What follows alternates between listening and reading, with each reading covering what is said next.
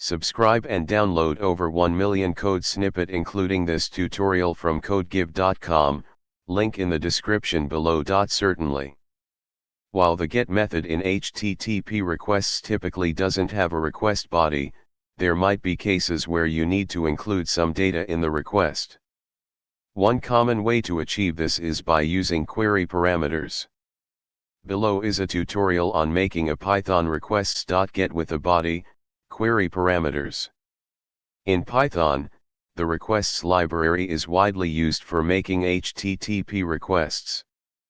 The get method is commonly used for retrieving information from a server, but sometimes you may need to include data in the request.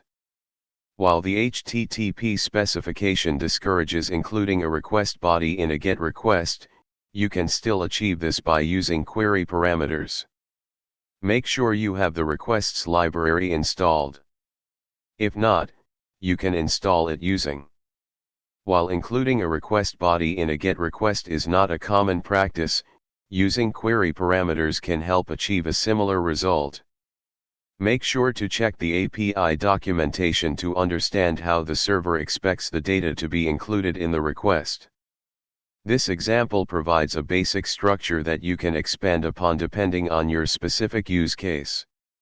Adjust the function according to your needs and the requirements of the API you are working with. ChatGPT.